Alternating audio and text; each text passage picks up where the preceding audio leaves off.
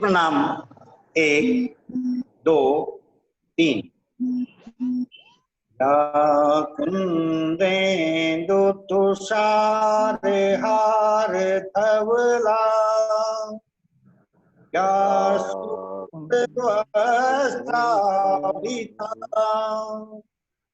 या वीणा वरदंड मंडितकरा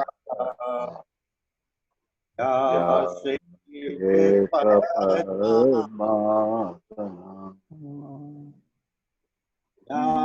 ब्रह्माच्युत शंकर पृथ्वी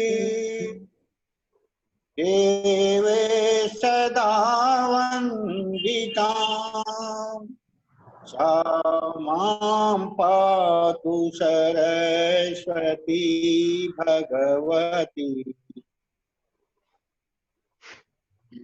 शेष जाड्यापहा शुक्लां ब्रह्म विचार सार परमा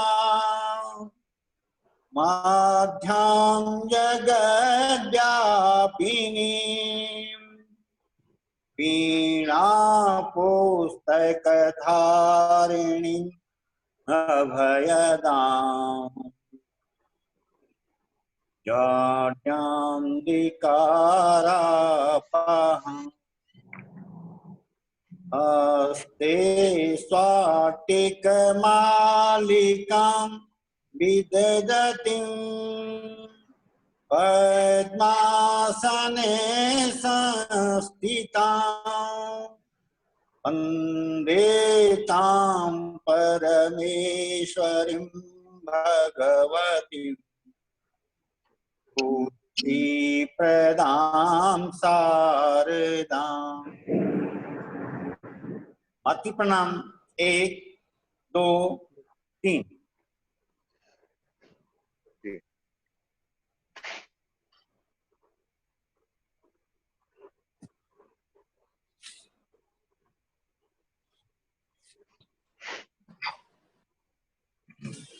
हेलो।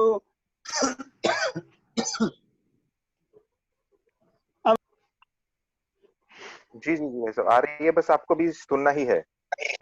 परिचय कराना उनको, विनोद जी परिचय कराना। हाँ जी जी।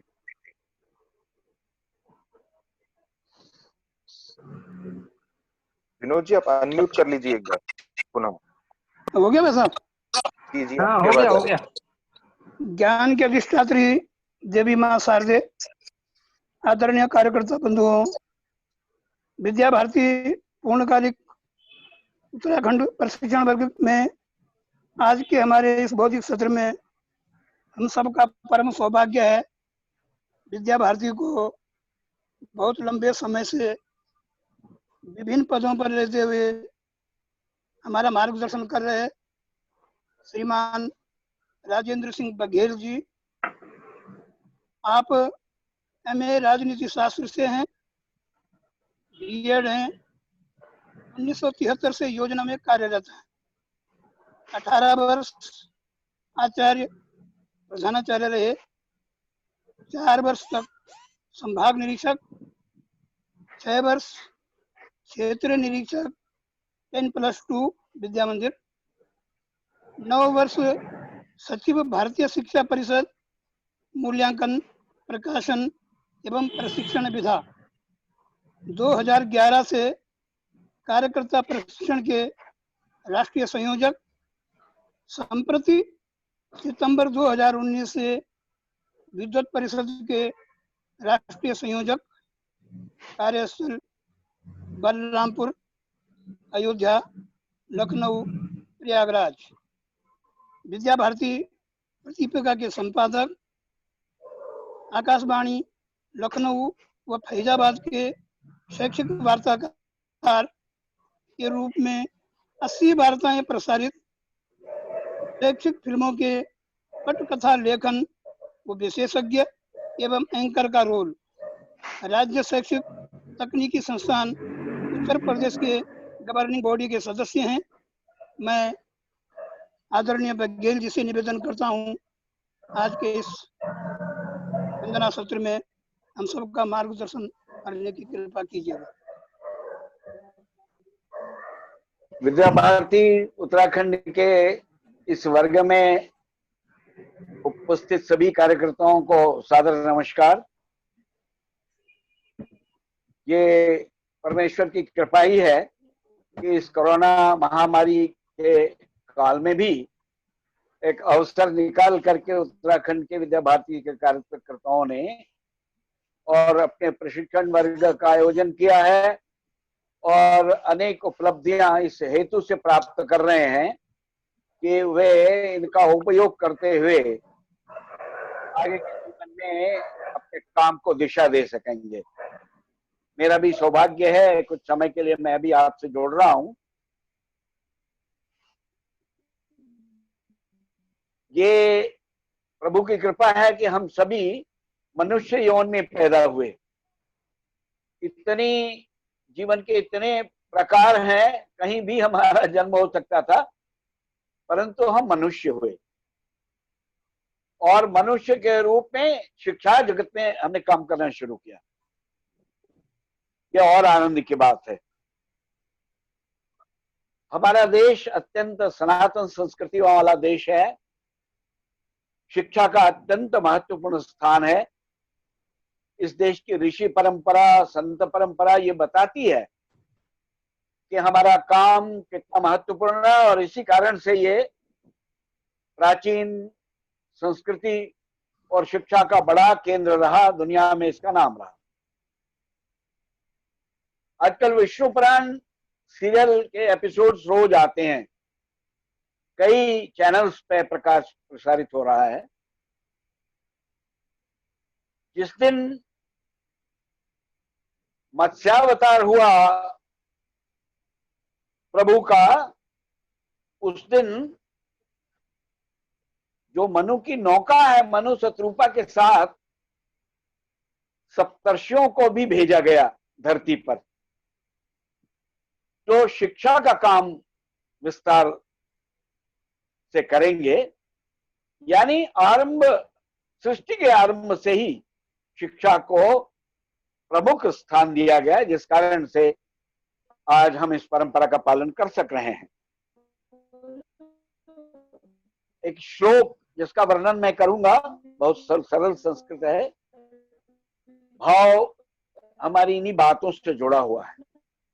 एतद्देश प्रसूतस्य सकाशादाग्र जन्मनः स्वं स्वं चरित्रं शिक्षेरन् पृथिव्या सर्वमानवा।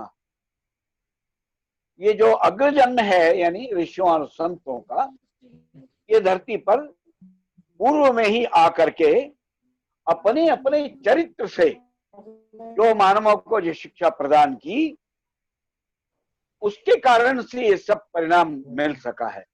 स्वम स्वम चरित्रम शिक्षेरन।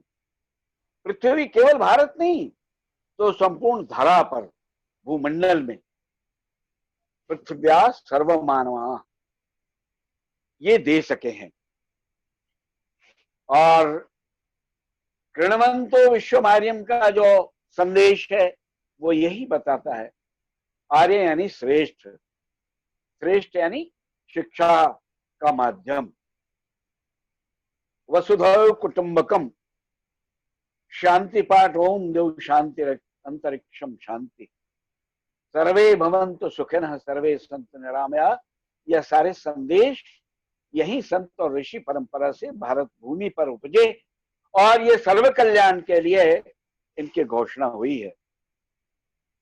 इसलिए आज हम सभी आज बड़े महत्वपूर्ण विषय पर चर्चा करेंगे, क्योंकि विद्या भारती से जुड़े हम सभी कार्यकर्ता हैं। आज का जो विषय जिस पर हम आपसे चर्चा करने वाले हैं वो है विद्या भारती के संपूर्ण क्षेत्र के अंतर्गत काम करने वाले जो पूर्णकालिक कार्यकर्ता हैं, प्रबंधन में लगे कार्यकर्ता हैं, वे सब अपने साथी आचार्यों, उपाचार्यों तथा अन्य कार्यकर्ताओं को जो हमारे साथ में लगे हुए हैं, उनका विकास कैसे कर सकेंगे, उसमें हमारा रोल क्या होगा। विद्या भारती की जो कार्य रचना है, अगर उस पर एक दृष्टि डालें तो उसके मूल में हमारे आचार्य हैं। आचार्य, प्राचार्य, प्रबंध समिति के लोग, पूर्णकालिक कार्यकर्ता, समाज के प्रेरक बंधु, शुभचिंतक बंधु, शिक्षा प्रेमी बंधु, यही लोग हैं जिन्होंने इस काम को आज यहाँ तक, इस मुकाम तक पहुंचाया है। और आज हम दुनिया के सबसे बड़े शैक्षिक संगठन के रूप में माने जाते हैं, गैर सरकारी तौर पर।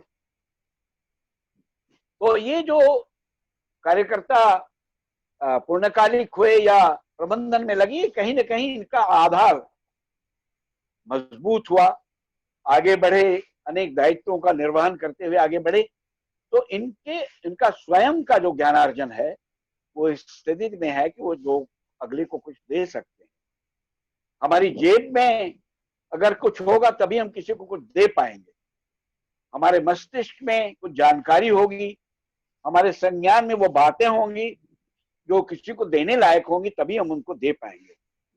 इसके इन कार्यकर्ताओं का व्यवहार, उनका आचार, उनका अध्ययनशील जीवन, उनकी क्षमताएं, उनकी योग्यताएं, सीखने सिखाने की जो उनकी तत्परता है, उनका गांभीर्य, उनकी सजगता, ये सब इस परिप्रेक्ष्य में अत्यंत महत्वपूर्ण है। कहते हैं वही दीपक प्रकाश दे सकता है जिस दिए में तेल और बाती दोनों सक्षम होगी, और पर्याप्त मात्रा में जो स्नेह है, तेल है, और बाती भी मजबूत होगी, तो हम तभी वो दीपक प्रकाश दे पाएगा। इसी कारण से आज हम इस भारत भूमि में अपने इस काम को सामान्य कार्यकर्ताओं के बल पर असाधारण कार्य, असामान्य कार्य कर सके हैं और उसे पूरा किया है। या मैं आपको एक बात और ध्यान दिलाना चाहूंगा कि बड़े आरंभ से जब ये काम अपना आरंभ हुआ, शिक्षा तो धरती पर बहुत सारा काम होता रहा, पर विद्या भारती के परिप्रेक्ष्य में जो काम आरंभ हुआ, आरंभ में हमारे पास विचारशील तो बहुत लोग थे, पर उनकी बड़ी लंबी ऊंची शैक्षिक योग्यताएं नहीं थी। वो सामान्य कार्यकर्ता ही थे, वो समाज से आने वाले बहुत सामान्य कार्यकर्ता थे। उनके पास डिग्री और उनके पास बड़ी बड़ी उपाधियां नहीं थी, परंतु एक अच्छी सोच, एक दिशा के कारण वे अपने काम को बढ़ा सके। अब ये परंपरा आगे और चली और चलती ही गई और अभी भी चल रही है। ये चर्चा है कि विकास किन का, तो ध्यान आता है कि हमारी इस रचना में काम करने वाले आचार्य जो हमारे कार्य के आधार हैं, ये एक जीवन की वृत्ति है, उनका कार्य वो जीवन की वृत्ति है। प्रधानाचार्य हैं, अन्य कार्यकर्ता हैं, विभिन्न प्रकार के कार्यकर्ता जो विभिन्न श्रेणियों में करते हैं, वे सब इस काम को बल देते हैं। यही हमारे काल के कार्य के मूलाधार है। अगर हम थोड़ा सा और इस दृष्टि से विचार करें जो आरंभ में, तो आरंभ में जो कार्यकर्ता आए अपने काम को बल देने के लिए, वो हमारे मूल संगठन राष्ट्रीय स्वयंसेवक संघ के कार्यकर्ता थे। एक कथन मैंने एक श्रेष्ठ कार्यकर्ता से जाना, उन्होंने ध्यान दिलाया कि शाखा में वो कार्यकर्ता जो अच्छा बालगण का शिक्षक हो सकता है, अच्छा बालगण चला सकता है, खेल करा सकता है, संदेश दे सकता है, उनको एक्टिव रख सकता है, वो हमारा बहुत अच्छा आचार्य बन सकता है। यह हमारी मूल अवधारणा रही है। और यही कारण रहा कि आरंभ में ऐसे अनेक कार्यकर्ता हमें मिले जिन्होंने इस काम को आज यहाँ तक बढ़ाया। वह हमारी छाती हैं, वो हमारे मूल के लोग हैं। हाँ, अब जरा ये बात जरूर हो गया कि अब हमें और कार्यकर्ता चाहिए, काम बढ़ा हुआ है और इन सब को नियमित आगे बढ़ाने की जिम्मेदारी भी हमारी है। तो बड़ा कार्य करने के लिए अधिक कार्यकर्ता चाहिए, तो स्वाभाविक है हमको अब नियमित रूप से शाखाओं से तो इतने कार्यकर्ता नहीं मिल सकते। उनका चुनाव जब हम करते हैं तो सामान्य वे विश्वविद्यालय से पढ़े हुए विद्यार्थी, कॉलेज से निकले हुए छात्र जिनकी बड़ी बड़ी आकांक्षाएं हैं, उन्हीं में से चयन करके हम अपने काम में लोगों को अपने साथ जोड़ते हैं। तो ये सारे जो नौजवान जो विभिन्न कॉलेजेस विश्वविद्यालयों से निकले हैं, इन्हें जिस काम में हम अपने अपने साथ जोड़ रहे हैं, वो मात्र एक अध्यापक, कुछ पाठ पढ़ाने वाले, कुछ उनकी परीक्षा लेने वाले, होमवर्क देने वाले, उनकी कॉपियां जांच करके और उनको रिजल्ट बताने वाले लोग नहीं। ये भी बड़े ही उच्च विचार और एक बड़ी संकल्पना को जोड़ करके काम करने वाले लोग हैं। कैसे कैसे बनते हैं, एक छोटी सी बात आपको ध्यान दिलाऊं आचार्य के प्रति। कैसे एक जुड़ता है बच्चे का जीवन। बड़े आरंभ के आचार्यों में से हमारे एक जयप्रकाश आचार्य जी, विद्यालय में वो बड़े बच्चों के बड़े प्रेमी थे। सुबह सुबह अनेक आचार्य आ गए थे, एक बालक आता है दौड़ करके, उन आचार्यों से नमस्ते करते हुए पूछता है कि नमस्ते आचार्य जी, आज जयप्रकाश आचार्य जी नहीं आए हैं क्या? तो उन्होंने कहा अभी तो नहीं आए हैं, क्या बात है? बोला कुछ नहीं, और वापस चला गया। फिर उसकी थोड़ी देर में आकर के सबको देखता है, उसके वो जयप्रकाश आचार्य जी नहीं दिखते हैं। फिर पूछता है कि आचार्य जी अभी जयप्रकाश आचार्य जी नहीं दिख रहे हैं। तो फिर वो जो उपस्थित आचार्य थे उन्होंने कहा कि क्या बात है जयप्रकाश, ये जितने आचार्य हैं तुम्हें नहीं दिखते? बोले नहीं दिखते तो हैं।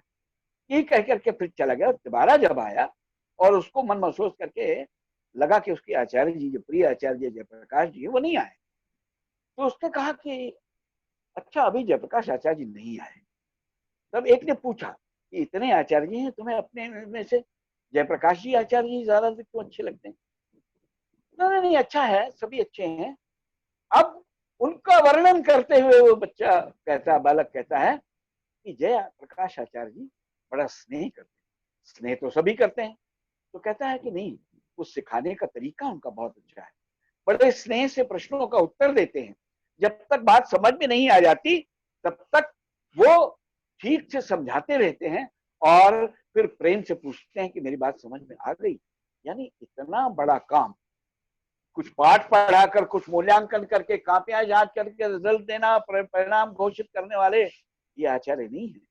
तो इनका विकास कैसे हो, किस तरह के विद्यार्थियों की रचना करें, तो इसको बहुत ही नियोजित ढंग से हमारी योजना में, हमारे लक्ष्य में ही इसका वर्णन कर दिया। मैं संक्षेप में इस लक्ष्य का भी वर्णन कर देता हूं, क्योंकि इस लक्ष्य की पूर्ति कराने वाले जो आचार्य हैं वो हमारे साथ में काम करने वाले हैं, और उनके विकास में हमारा रोल क्या हो, पुण्यकालिक का रोल क्या हो, प्रबंधन में लगे लोगों का रोल क्या हो, वो ध्यान में आता है। तो कहते हैं हमें ऐसी शिक्षा प्रणाली का विकास करना है जिससे ऐसी युवा पीढ़ी विकसित हो जो हिंदुत्वनिष्ठ हो, राष्ट्रीयता से ओतप्रोत हो, उसका मन, शरीर, प्राण, बुद्धि और आत्मा का श्रेष्ठ विकास हुआ हो, जीवन की चुनौतियों का वो ठीक से सामना कर सके। भारत माता की संतान के रूप में वो नगरीय, ग्रामीण, पर्वतीय और वन क्षेत्रों में जो तमाम रहने वाले हमारे देश के नागरिक हैं, उनको साथ वो आत्मीयतापूर्ण व्यवहार करते हुए सामाजिक कुरीतियों और शोषण, अन्य दुराचारों से और उनको मुक्ति दिला सके, राष्ट्र जीवन की धारा में उनको समरस करते हुए, सुसंस्कृत करते हुए आगे बढ़ा सके। इतना बड़ा काम करने वाला अध्यापक, आचार्य जो हमारी योजना का आधार है। एक छोटा सा उदाहरण मैं आपको और बताता हूं। डॉक्टर आशीष शिशु मंदिर के विद्यार्थी, और फिर आगे बढ़कर के रचना के एक कॉलेज में भी उन्होंने अध्ययन किया। जयपुर में आजकल वो भारत सरकार की ओर से एक बड़े पद पर पशुधन विकास के क्षेत्र में काम कर रहे हैं। मैंने उनसे पूछा, हालचाल हुआ, और फिर मैंने पूछा कैसे हैं आशीष जी, और सेवा की दृष्टि तो करते हैं काम।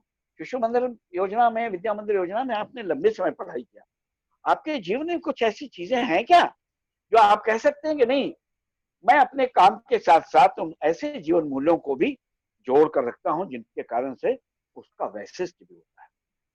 तो वो थोड़ी देर चुप रहे। उनके एक साथी जो सज्जन थे, वो एक अच्छे सरकारी वकील भी थे, उन्होंने कहा मैं बताता हूं इनकी बात, ये शायद अपने मुंह से न कह पाए। का कहना है, एक प्रसंग बताया कि ये बात 1999 के आसपास की थी।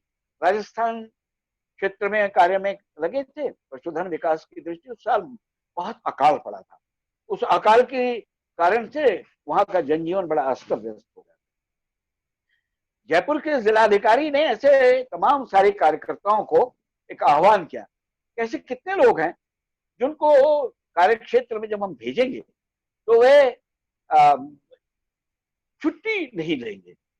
दूसरे, वो प्राय बार बार भाग करके मुख्यालय नहीं आएंगे, वो उस क्षेत्र में रहते वहां के कार्यकर्ताओं के साथ, उनके जीवन के साथ, जनजीवन के साथ समरस रहते हुए और कार्य का परिणाम दे सकेंगे।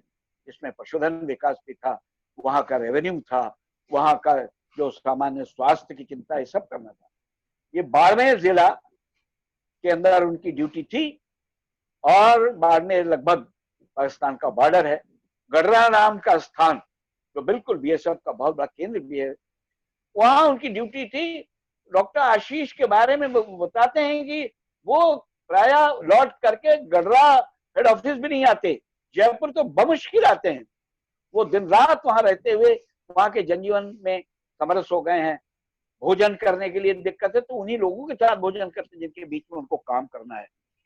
यानी केवल एक डॉक्टर की ड्यूटी नहीं, तो डॉक्टर के साथ जैसे आज का कोरोना काल में आज जीवन देने वाले डॉक्टरों की चर्चा की गई, पैरामेडिकल कोर्सेज की चर्चा की गई, ऐसे विद्यार्थियों का जीवन निर्माण करने वाले आचार्य, इनकी निर्मित कैसे हो, एक बड़ा काम है ये।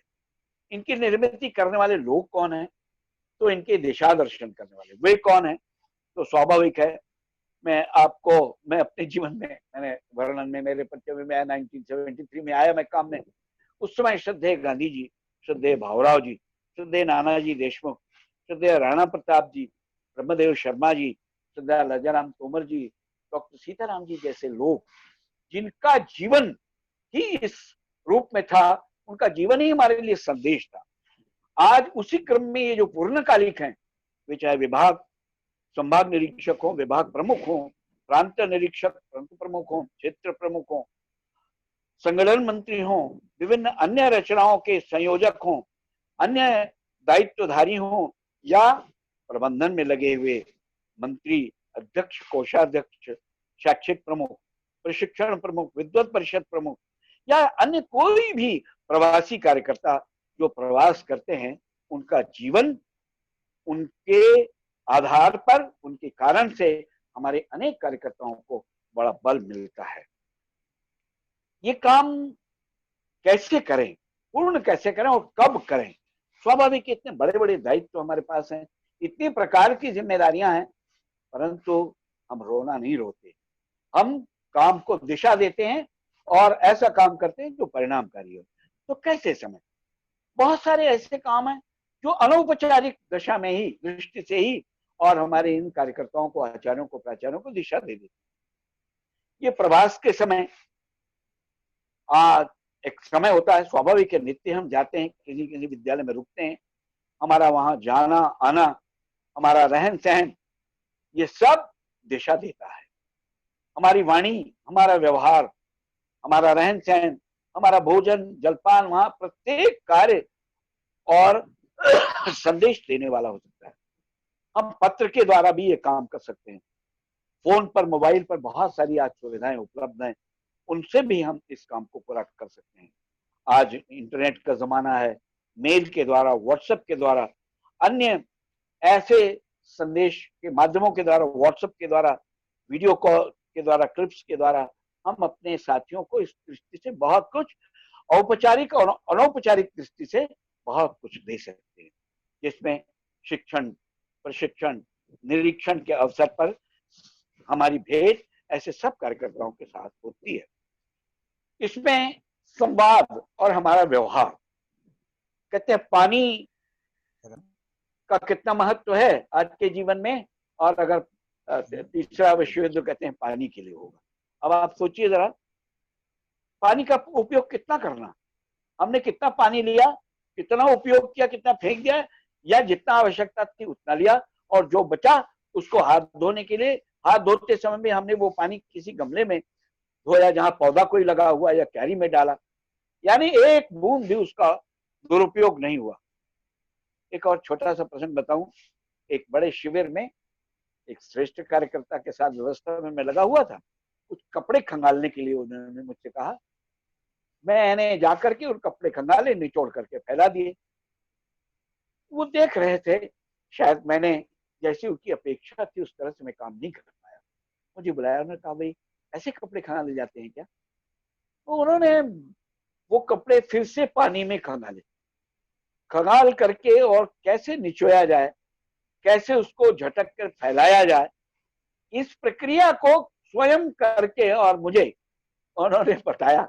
मुझे भी लगा कि इतनी छोटी सी बात मेरे समझ में क्यों नहीं आई, और मैंने क्यों ऐसे उसको काम चलाऊ रीति से कर दिया। यानी उनका व्यवहार, उनका काम, वो मेरे लिए जीवन में एक सीखने का अवसर था।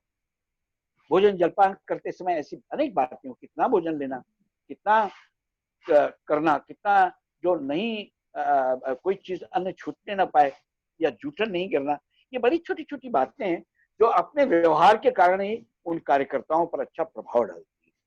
कुछ चीजें हम आपसे और चर्चा करेंगे जो अनौपचारिक दृष्टि से बड़ा अच्छा प्रभाव डालती है हमारे कार्यकर्ताओं पर।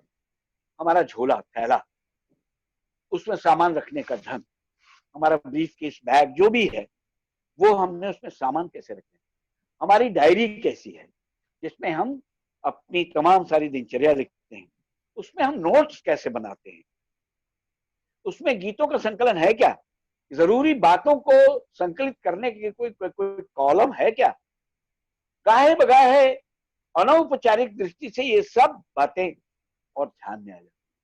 मैं जब पूर्णकालिक क्रम में जब और पूर्वी उत्तर प्रदेश के प्रांत का काम मेरे पास आया निरीक्षक के रूप में, तो श्रद्धेय तोमर जी ने मुझे बुलाया। बात करते करते उन्होंने अपनी एक संदेश दिया। जब वो प्राचार्य थे तो उस समय की एक वार्षिक पत्रिका दी उन्होंने, कहा इसे लेते जाइए और इसे पढ़िएगा, फिर मुझे वापस कर दीजिए।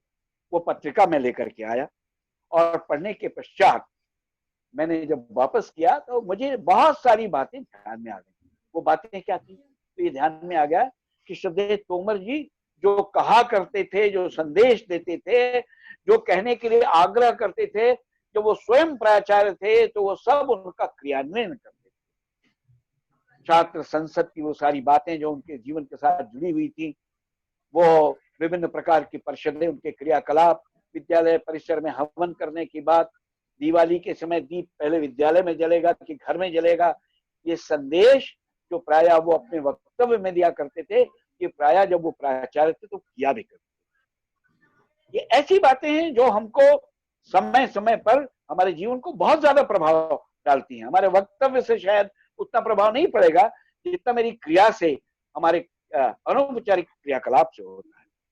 अब इस दृष्टि से जब प्रवास करते हैं तो स्वाभाविक है आचार्यों, प्रधानाचार्यों से मेरी भेंट होती है। हमें ये जानने की आवश्यकता होती है कि किन किन आचार्यों के, प्रधानाचार्यों के अध्ययन में रुचि कैसी है, उनका टेस्ट कैसा है, विशेष अभिरुचि क्या है उनकी, उनके पास साहित्य उपलब्ध है क्या, यदि नहीं है तो उसका प्रबंध कैसे हो, इसकी चिंता करते हैं क्या हम। पिछले प्रवास में भेंट के समय हमने क्या चर्चा की थी, उस दृष्टि से जब हम अगले प्रवास में गए तो क्या उस पर परिणाम आया, कुछ सुधार हुआ क्या, ये भी जानने की आवश्यकता होती है कि ऐसे कितने हैं जो बड़े एग्रेसिव हैं। अनेक प्रकार के जो कार्यकर्ता, जैसे विद्यार्थियों का अलग अलग समूह कक्षा में होता है, ऐसे सब प्रकार के कार्यकर्ताओं का भी समूह अलग अलग प्रकार का होता है। ऐसे कौन है जो एग्रेसिव हैं, ऐसे कौन है जो प्रयासरत हैं, कोशिश कर रहे हैं, ऐसे कौन है जो प्रयास तो करते हैं, परिणाम नहीं मिल रहा तो वो संघर्षरत हैं। इस प्रकार के कार्यकर्ताओं का विकास कैसे हो, उनकी गति कैसे आगे बढ़े, इसमें हम किस प्रकार से सहायक हो सकते हैं, ये बड़े महत्व की बात है।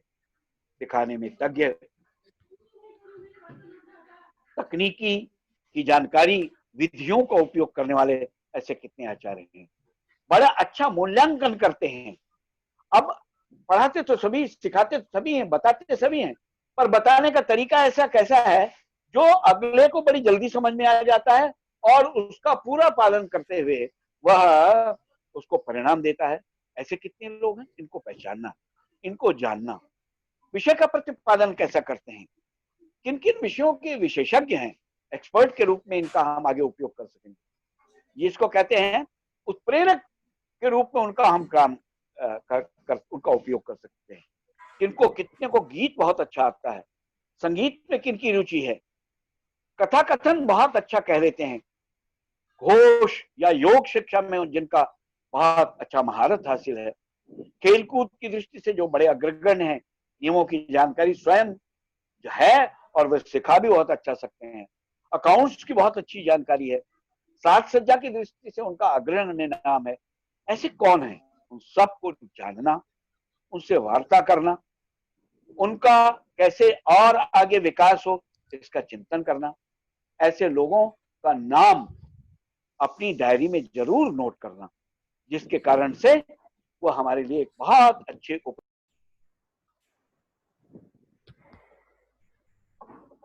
सिद्धांत जी अभी हम कनेक्ट नहीं हो पाए।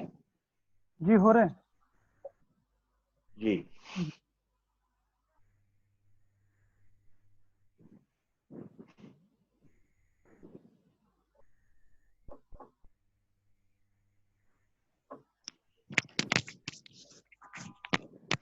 अरे सिद्धांत। हाँ जी सर जी। हेलो। हाँ जी बोलिए। जी बोलिए सिद्धांत जी। हाँ जी। हेलो। हाँ जी बोलिए।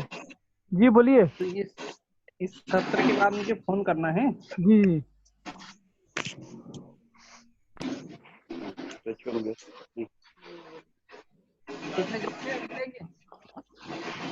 जी मैं आगे बात जारी रखूं? अभी आप 2 मिनट में करिएगा, सब लोग जुड़ रहे हैं जी। हाँ जी।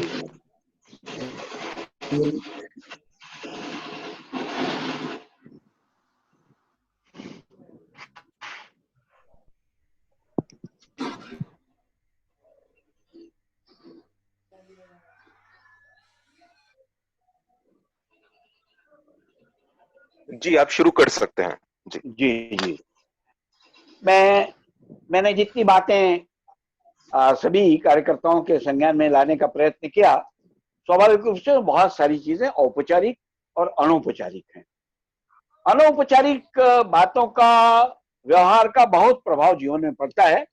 हम सभी चूंकि मूल संगठन के कार्यकर्ता हैं, इसलिए अनेक ऐसे अवसर या अनुभव हमारे साथ आए हैं।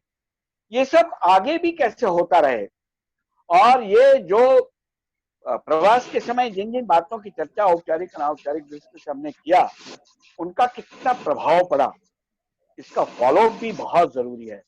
अनुवर्ती प्रयत्न यदि नहीं हुआ तो हमें ये नहीं कभी मालूम हो सकेगा कि हमने जो प्रयत्न किए थे उसका परिणाम कैसे आया।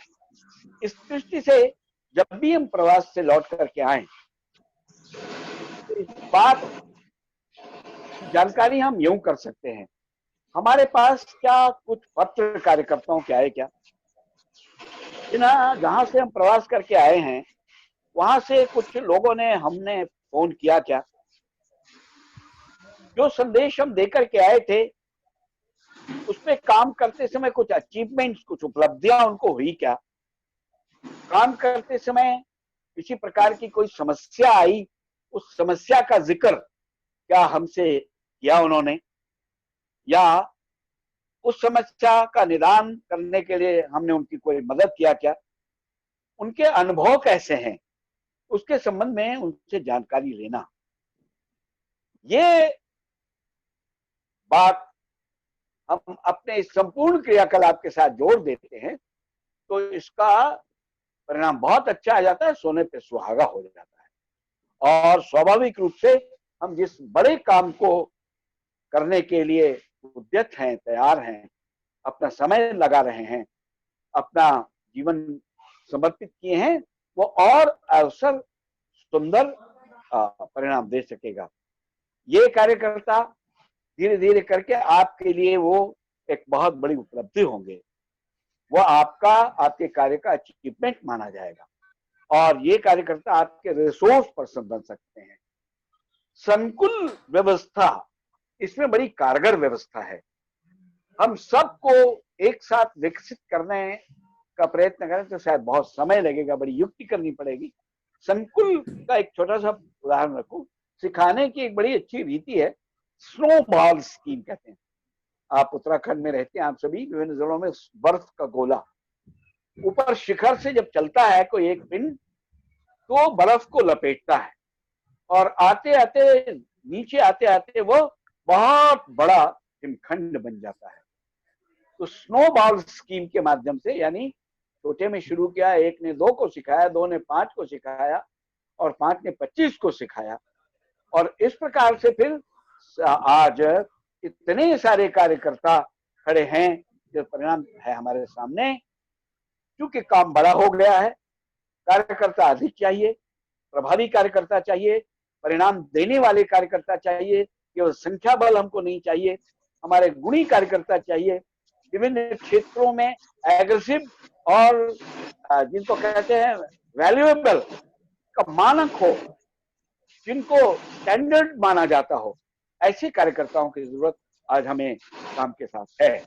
ऐसे कार्यकर्ताओं को हम धीरे धीरे अपने साथ बढ़ाते हैं। ये जिस क्षेत्र में इस तरह के कार्यकर्ताओं की जितनी बड़ी संख्या होगी, उस क्षेत्र का कार्य बहुत तेजी से आगे बढ़ेगा और बढ़ता ही है। हमने अनुभव भी किया है। आज आप सबके सामने जो संकुल प्रमुख की मैंने आपको बताई बात, संकुल की रचना ही इसलिए हुई थी इस क्षेत्र में कौन ऐसे कार्यकर्ता हैं जो विभिन्न क्षेत्रों में गुणवान हैं, गुणी हैं, वो 4 को सिखा सकते हैं। ऐसे बहुत निकलेंगे जो खुद तो करते हैं परंतु दूसरे को नहीं सिखा सकते, पर ऐसे कुछ थोड़ा ऐसी हो सकता कम हो, परंतु ऐसे लोगों को महत्व दे करके उनको आगे बढ़ाने का प्रयत्न करना चाहिए।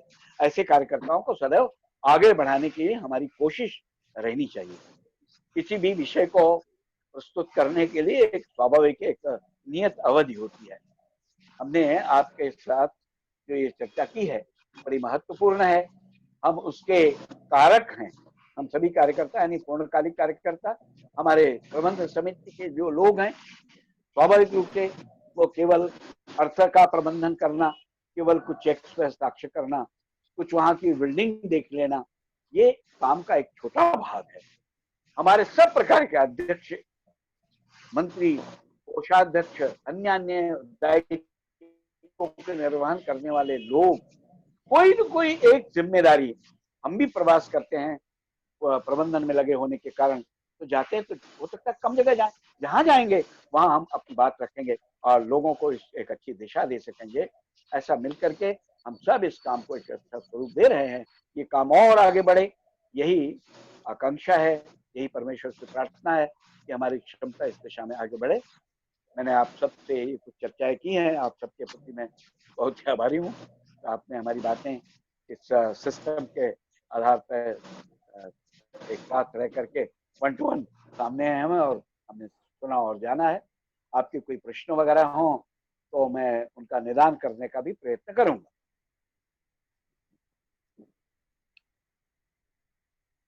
जी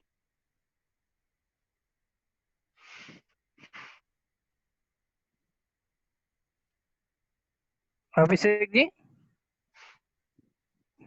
अभिषेक जी, सिद्धांत, हेलो हेलो। जी हाँ, मैं हाँ भाई साहब, अभी प्रश्न और लोग नहीं कर रहे हैं, मैं शुरुआत कर देता हूँ। जी अच्छा हो। हाँ भाई साहब, एक प्रश्न है मेरा जी। हाँ बोलिए भाई साहब। मेरा प्रश्न, भुवन बोल रहा हूँ भाई साहब, संगठन मंत्री। हाँ, मैं बिल्कुल सामने देख रहा हूँ। नमस्ते। जी जी जी। प्रश्न ये है, शैक्षणिक हमारे आचार्य बंधु, प्रधानाचार्य बंधु शिक्षण में और निपुण हूँ, उसके लिए पूर्णकालिक को क्या करना होगा? हम हैं, पूर्णकालिक हैं, जो भी हैं, जी जी जी, अच्छे अध्यापक, अच्छे आचार्य जब मिलेंगे तभी विद्यालय अच्छा चलेगा। बिल्कुल। इसमें हमारी भूमिका बड़ी है, क्या हमको करना चाहिए? मैं अभी तुरंत आपसे बात कर लूं या और प्रश्न नोट करके फिर एक साथ सबका जवाब दूं, जैसा कहें आप। नोट कर लीजिए, क्या है उसमें। करते चलते हैं या मैं उनका निदान करता हूँ। निदान स्वाभाविक रूप से आप संगठन मंत्री के नाते निर्वहन कर रहे हैं अपने दायित्व का, 10 जगह जाते हैं। पूजनीय श्री गुरु जी का एक उदाहरण आता है संघ शिक्षा वर्ग में। एक कार्यकर्ता गण ले रहा था और सिखाते सिखाते वो शायद जैसा चाहता था वैसा बन नहीं पा रहा। तो संचलन करते हुए पूज्य श्री गुरु जी आए, पूर्ण गणवेश में थे और सामने खड़े होकर के शिक्षक से अनुमति ली कि क्या मैं आपके शिक्षार्थियों के साथ थोड़ी बात कर सकता हूँ, क्या चर्चा कर सकता हूँ? तो उसने हाँ जी आप जी करें। मुझे लगता है समता का कोई एक पाठ था, जिस तत्परता से, जिस तज्ञता से उन्होंने एक थोड़े समय में वो समता का वो पाठ करके दिखाकर फिर करवाया और उसके पश्चात देखा और करवाया भी, तो देखा कि वो जो 22-24 का गण था उनमें से अधिकतम कार्यकर्ता उसमें से तुरंत उसका और उसको फॉलो अप करने लगे और अच्छा परिणाम देने लगे। यानी कहीं ना कहीं सिखाने के लिए मॉडल बनना पड़ेगा, रोल प्ले करना पड़ेगा। ये वक्तव्य देने से तो नहीं काम बनने वाला है। वहां अगर हमारी मॉडल क्लास हुई, श्रद्धेय राणा जी का हम लोग उदाहरण देते थे, आज तो बहुत कार्यक्रम होते हैं, बड़ा एकत्रीकरण तमाम सारा होता, अनेक प्रकार। राणा जी जब आचार्य सम्मेलनों में भी जाते थे तो एक पाठ वह सामाजिक अध्ययन का कोई न कोई जरूर लेते थे। श्रद्धेय गांधी जी का भी उदाहरण इसी तरह से आता है। कुछ प्रमुख बातें, गणित उनका बड़ा प्रिय विषय था, गणित बोध तो 80 के आसपास में गणित बोध उन्होंने पुस्तक लिखवाई थी तमाम सारे। और एक हमारे जो मेरठ के डॉक्टर विनोद अग्रवाल जी हैं, गणित बोध उस समय लिखवाई थी। तो गणित बोध का शिक्षण कैसे करें, गांधी जी जब प्रवास में जाते तो स्वयं भी इस बात को लेते थे। फिर नैदानिक प्रश्न की प्रश्नावली भी उन्होंने बनाई थी और उनका कहना था कि इन प्रश्नों 5 अध्यायों के आधार पर एक वो प्रश्नों का समूह रहता था। अगर वह संच विद्यार्थियों ने हल कर लिया यानी गणित समझ में आ गया। यानी ऐसे उदाहरण एक नहीं अनेक है और हमारे अनेक कार्यकर्ता ये करते भी हैं। प्रवास में जाने पर वार्ता के साथ साथ कोई न कोई एक रोल प्ले करना, एक मॉडल टीचिंग देना, मॉडल व्यवहार देना। गीत गाने के लिए हमारी डायरी में तो है, हमारे पास ये पुराने कार्यकर्ता जिनका नाम मैं ले रहा हूँ, ये अपने साथ टेप रिकॉर्डर भी लेके चलते थे। उसमें से कोई अच्छा सा गीत मिल गया तो उसको कैसे सिखाना, संगीताचार्य को कैसे सिखाना। शायद अनेक कार्यकर्ता हम सब के जीवन में रहे हैं। तो रोल प्ले वहीं करना, प्रत्यक्ष करके दिखाना और फिर आगे भी चिंता करना, तो शायद ये बहुत अच्छा परिणाम दे सकेगा, ऐसा मेरा आग्रह है। जी गोविंद जी। जी भाई साहब, बहुत अच्छा जी। अब अगला प्रश्न करिए कोई। जी डॉक्टर विजय जी, आप बात कर रहे थे जी।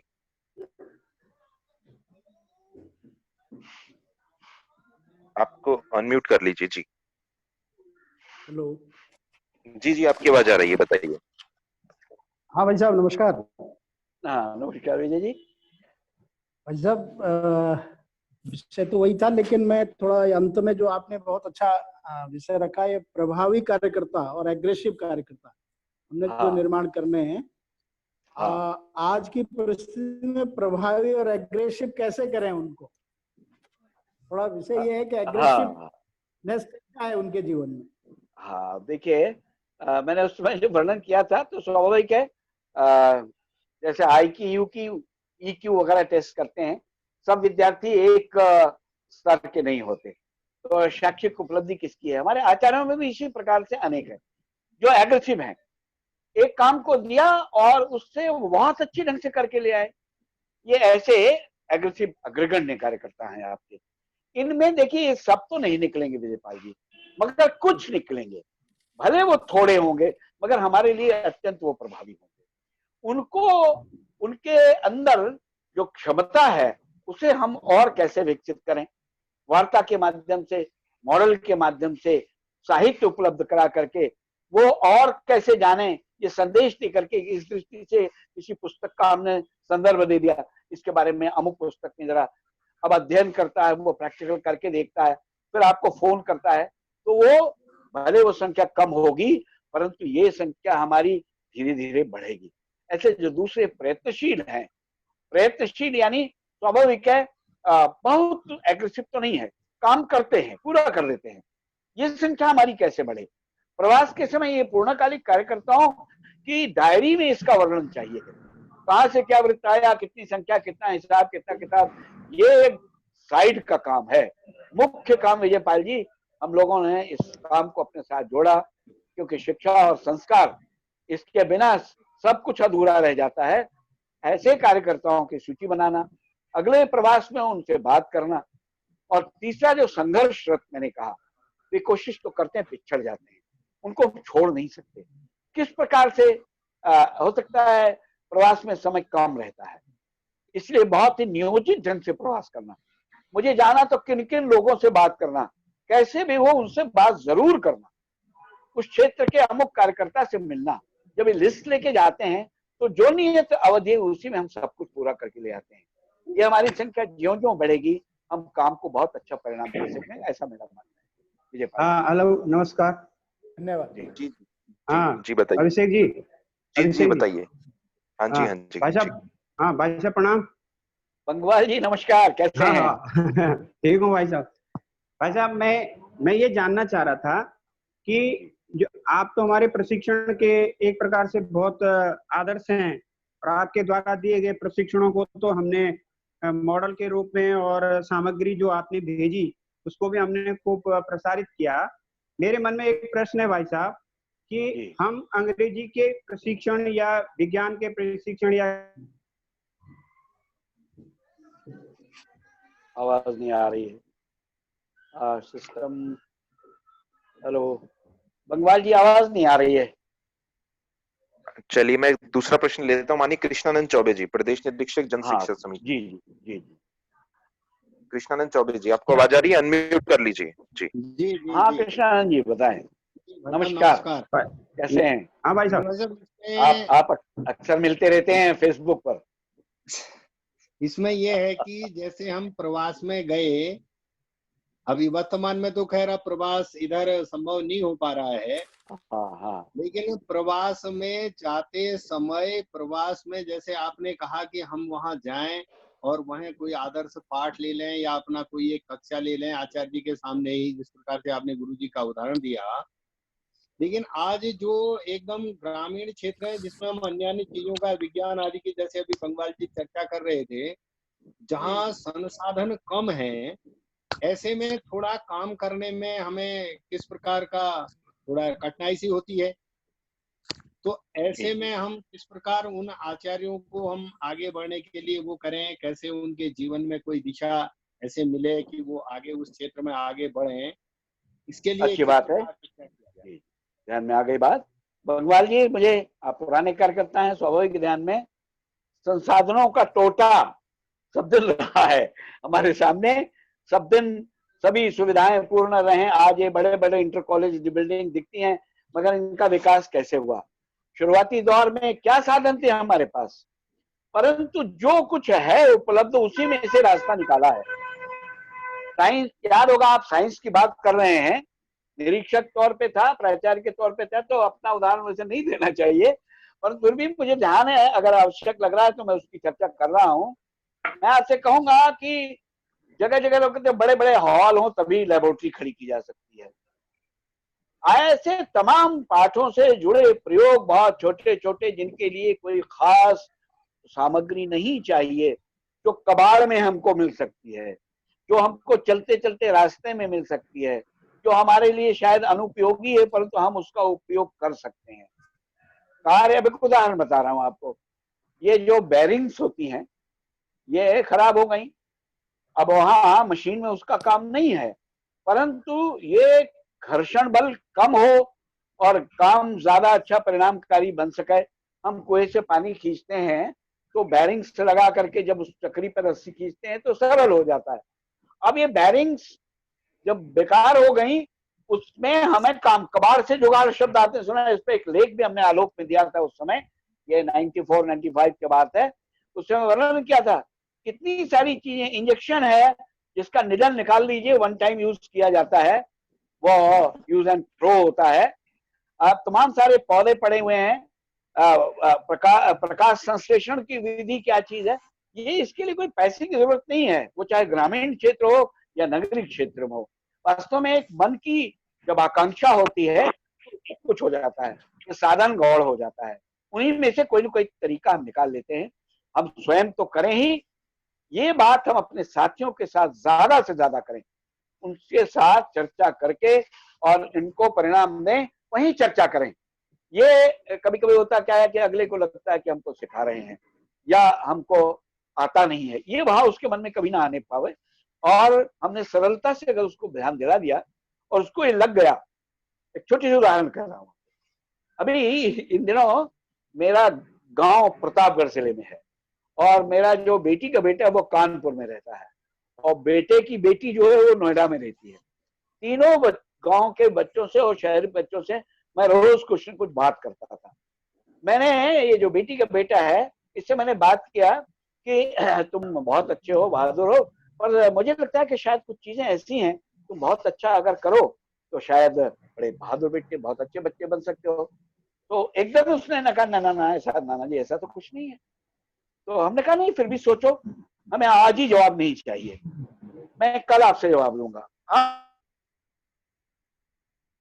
अब वो जो मेरे मन में बातें थी कि इस बालक के अंदर ये कमियां हैं, दूसरे दिन उसने वही सारी बातें मुझे बताई, लेकिन उसने स्वयं सेल्फ असेसमेंट जिसको कहते हैं, जैसे ही सेल्फ असेसमेंट हो गया तैसे ही, और उसने निदान भी बताया, how is it possible, I can activate in my life. उसने स्वयं बताया कि मैं इसे कैसे ठीक करूंगा। ये हमारे साथी को भी ये न लगा। मुझे डॉक्टर जी का जो उदाहरण आता है, वो भी काम करते थे, परंतु साथ काम करने वाले कार्यकर्ता को ये कभी नहीं महसूस होने देते कि मैं तो कर ही नहीं, डॉक्टर जी इतना करते हैं। कहते जब भी कोई कार्यकर्ता देखता था तो लगता था मैं एक कदम पीछे हूँ, जो डॉक्टर जी जो कर रहे हैं वो मैं भी कर सकता हूँ। यानी मेरी क्षमता, मेरे साथ काम करने वाले की क्षमता, साधन उसमें गॉड है, कहीं ना कहीं प्रकार, किसी न किसी प्रकार से हम उनमें से रास्ता निकाल लेंगे। अगर ऐसा विचार करके काम करते हैं तो परिणाम भी आता है और सबको मन भी बनता है, ऐसा मेरा कहना है। जी हाँ जी अभिषेक जी। जी जी जी जी। संभाग निरीक्षकों में से प्रश्न पूछो ना, सब ऊपर ही पूछ रहे हैं लोग जिन्होंने ग्राउंड में ज्यादा काम करना है, वो तो चुप है। संकुल प्रमुखों से भी प्रश्न आना चाहिए। संकुल तो है नहीं भाई साहब, संभागी है ना, जिला और संभाग है। जी जी ठीक। हाँ, तो संभाग निरीक्षकों को जो व्यवहारिक कठिनाइयां आती हैं प्रवास में, शैक्षणिक में, वो प्रश्न उठाएं। नहीं बोल रहे तो नाम लो फिर।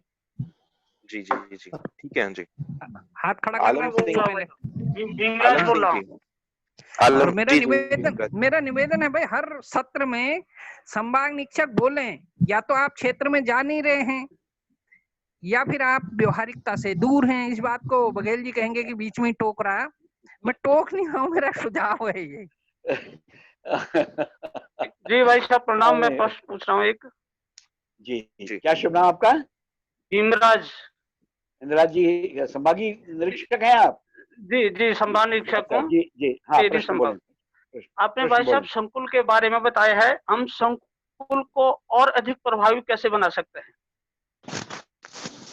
आपके यहाँ संकुल रचना है क्या काम में?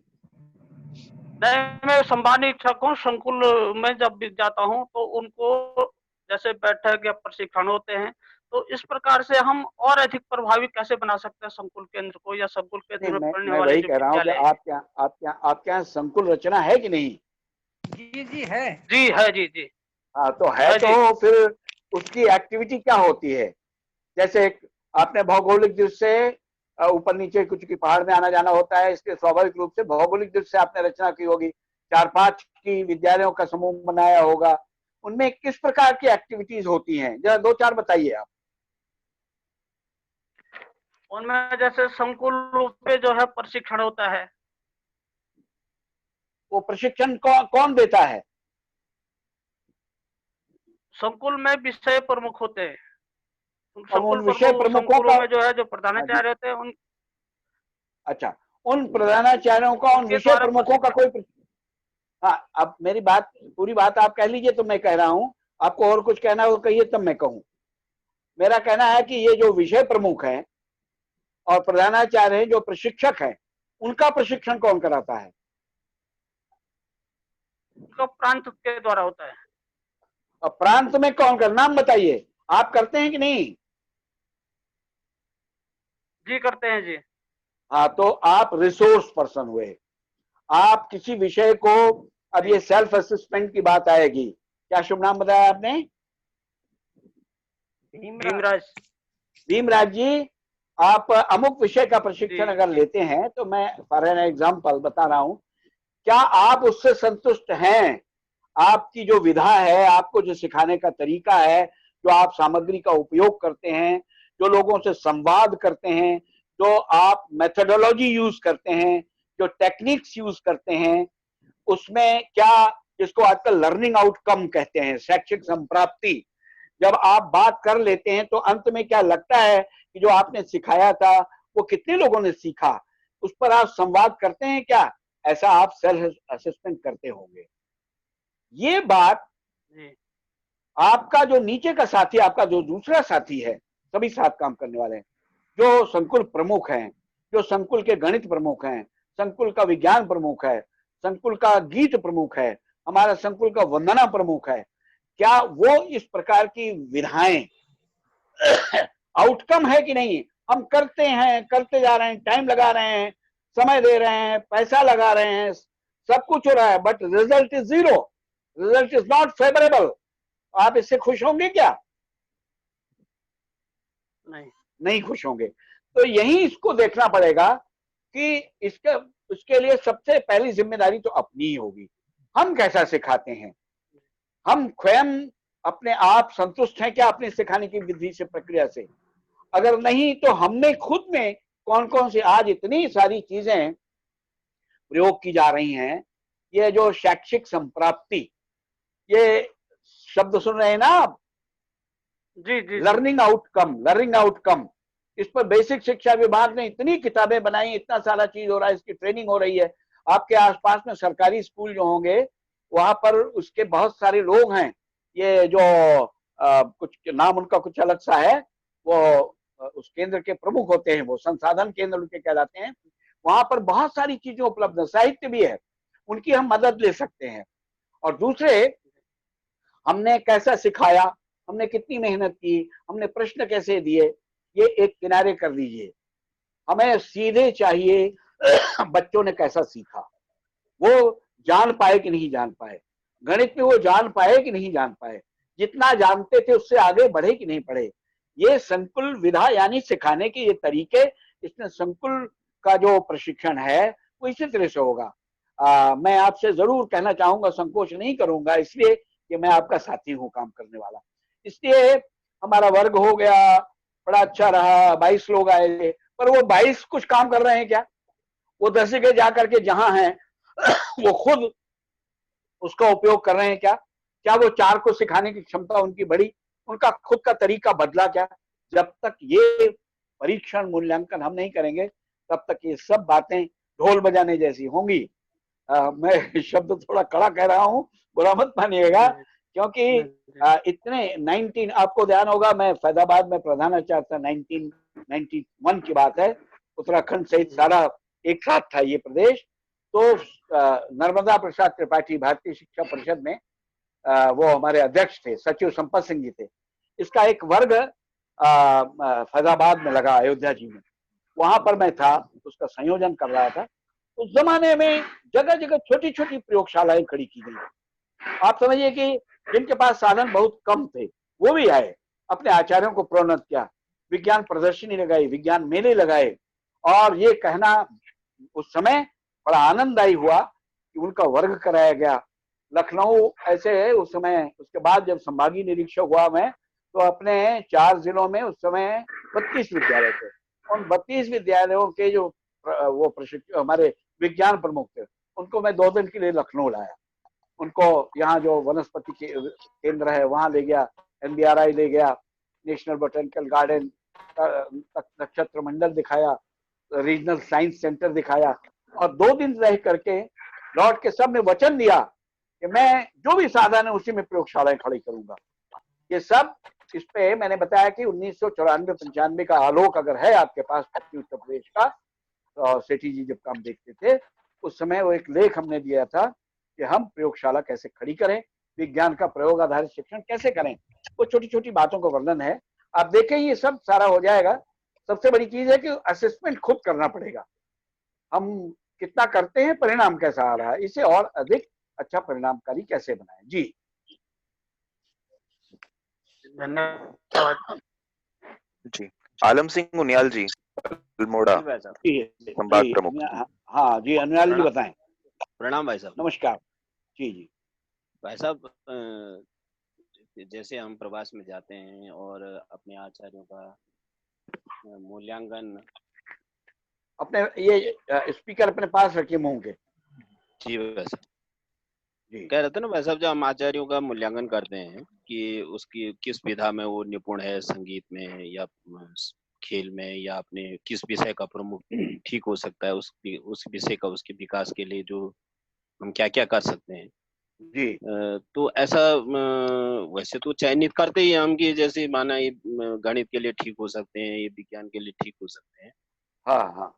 आगे जो उनके प्रशिक्षण के विकास की आगे की योजना है, उसमें हम कैसे उनके आगे के विकास के लिए कोई ऐसी ठोस योजना बना सकते हैं, नियमित योजना। हाँ हाँ हाँ, ये अभी आपने हमारी बातें बीच में सुनी कि कैसे करें इसे। सबसे पहली बात तो सिलेक्शन करना, कौन लोग हैं जिनको आप कहें कि वो एग्रेसिव हैं, वो सीखते हैं। इन लोगों का नाम कहीं डायरी में लिखते ही होंगे आप। उनसे अब मैं कुछ प्रश्न आपसे कर रहा हूँ, ऐसे लोगों का चुनाव कर लिया है आपने क्या, जो थोड़े एग्रेसिव हैं, सिखा सकते हैं? जी भाई साहब। अच्छा, फिर उनसे आपका कम्युनिकेशन होता है, संवाद होता है फोन पर या चिट्ठी से? जी भाई साहब, प्रयास करते हैं हफ्ते में एक बार उनसे फोन, उनके हाल समाचार पूछे जाएं। बहुत अच्छा। वो लोग, अब मैं जो पूछ रहा हूँ बता दिए, वो लोग अपने अनुभव आपसे शेयर करते हैं? हाँ, कुछ तो बताते हैं, कुछ उतना नहीं बताते हैं। हाँ, अब जो नहीं बताते, मैं बीच में कहूँ, जो नहीं बताते उनसे बताने के लिए आग्रह करना। आगे मैं फिर जानना चाहूंगा, ऐसे लोग जो अपनी समस्या, काम तो कर रहे थे पर समस्या आ गई, समस्या आपको बताते हैं क्या वो? अभी तो समस्या तो ऐसे किसी ने नहीं बताई भाई। हाँ, तो सीधी बात ये है, जब भावराव जी लखनऊ उत्तर प्रदेश में काम शुरू करने आए थे, सबसे पहले लखनऊ में आए थे। तो लखनऊ में बहुत सारे लोग बड़े प्यार से उनसे कहते हैं, जी भाई साहब बहुत अच्छा है, देखेंगे, कोशिश करेंगे, देखेंगे, कोशिश करेंगे। तो वो कहते हैं कि ये कोशिश करेंगे लोग बड़े खतरनाक होते हैं। बिल्कुल सीधी बात ये है, देयर इज अ वे, यदि आपको there is a will there is a way. ऐसे लोगों को पहचानना, उनको आगे लाना। काम करेंगे तो समस्या आएगी, समस्या आएगी तो आपसे पूछेंगे। ऐसे लोगों की संख्या बढ़नी चाहिए उनियाल जी। जी वैसे वे कौन से लोग हैं जो आपके साथ शेयर करते हैं अपनी बात, अपने अचीवमेंट्स बताते हैं, अपनी समस्याएं आपसे कहते हैं, समय समय पर उनको प्रयोग करके उन प्रधानाचार्य जी भी आपको खबर करते हैं कि अमुक ने ये प्रयोग किया, ज्यादा अच्छा परिणाम मिल सकेगा। कठिन क्षेत्र है उत्तराखंड, मुझे ध्यान है, मैं बहुत गया तो नहीं हूं, परंतु जितना मैंने जाना है मुझे ध्यान है, बहुत कठिन क्षेत्र है। जी, और कोई बात इस दृष्टि से पूछेंगे तो मैं जरूर आपको बताना चाहूंगा। जी भाई। मुरलीधर जी, मुरलीधर चंदोला जी। जी बताइए, आप बताइए। सब मेरा प्रणाम साहब, मैं मुरलीधर चंदोला हूँ, चमोली जिले में। मेरा प्रश्न जी मेरा प्रश्न इससे जुड़ा था कि जो हम कार्य करते हैं, जैसे हम संकुल रचना की, मेरा प्रश्न इस प्रकार से है कि संकुल रचना में हम कार्य तो करते हैं, लेकिन जो परिणाम हम चाहते हैं वो परिणाम हमको मिल नहीं पाता है। आपने उसपे उसकी एक प्रकार की बहुत अच्छी व्याख्या बताई कि इस प्रकार से हमको सूची बना करके उनको मूल्यांकन करना चाहिए। इसी प्रकार से मेरा प्रश्न था। जी, तो एक छोटा सा उदाहरण बता रहा हूँ आपको। एक बालक विज्ञान मेला में गया था बेंगलोर, मैं उन दिनों प्रयागराज में था, तो लौट करके आया तो उसने बताया कि, हमने कहा क्या हुआ, तुम्हारा कोई स्थान आया? कहा नहीं, स्थान तो नहीं आया। फिर हमने कहा अच्छा कोई नया अचीवमेंट तुमने जाना? तो उसने कहा ये मैं जान गया कि स्थान कैसे लाया जाता है। आप मेरी बात गौर करिएगा, ये मैं जान गया कि स्थान कैसे लाया जाता है। उसने एक्सप्रेस अपनी बातें हमसे शेयर किया। उसका कहना था किन किन बातों का, ये क्या हमारे बच्चे जाते हैं प्राय, तो वो जाकर के प्रेजेंट कर देते हैं, मगर उनसे कोई क्वेरी करे, उसके बारे में डिस्कशन करे, कुछ जानना चाहे तो नहीं बता सकते। तो हमने प्रदर्शनी लगा दी, बच्चों ने तैयार कर दिया, खड़ा भी कर दिया, लोग आए देखे, पर पूछना जाता है।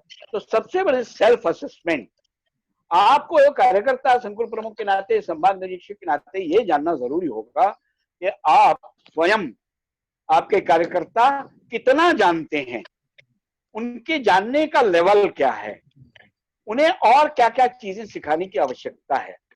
जब ये बात ध्यान में आएगी तो स्वाभाविक रूप से आप और फिर उसी क्रम में आगे का प्रयत्न करेंगे आप।